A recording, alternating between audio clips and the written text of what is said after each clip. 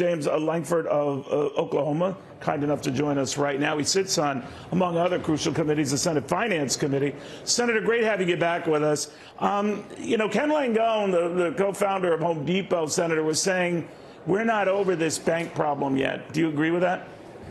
No, I don't think we're over it yet, but part of the problem is they're creating secondary problems here. When they say, okay, we're just going to bail out and make whole all the people that we know and that we have a relationship with in all the big banks, and we may not do that on the smaller banks, that causes stir in all the smaller banks and stores and everybody else that has an account there that exceeds $250,000. So then they try to step in and say, okay, no, we want to stabilize everybody on it.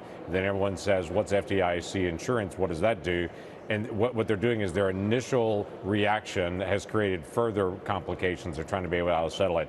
Our banking across the country is very stable, very strong, very good assets across the country, and we have good liquidity across the country.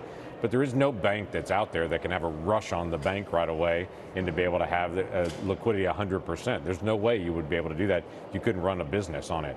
And so the challenge that we've got now is we need regulators to do their job, but not overdo their job, and we need banks to have some stability. And with the Treasury Secretary constantly tinkering with it and FDIC tinkering with it, it makes it really hard to predict.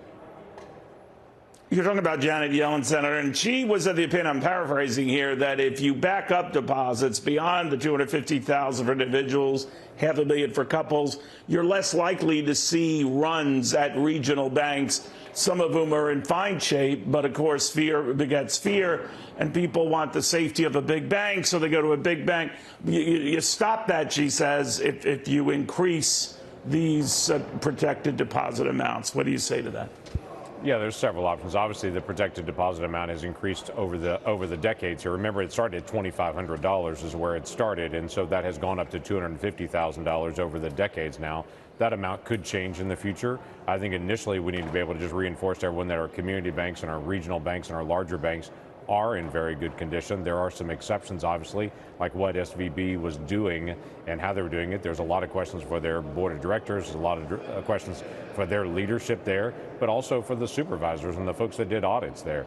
We need to be able to ask the questions, why didn't you notice things that seem to be very obvious after the fact to look back at? So those are fair questions to ask, but in the meantime, to diminish all banks, I think is a bad idea.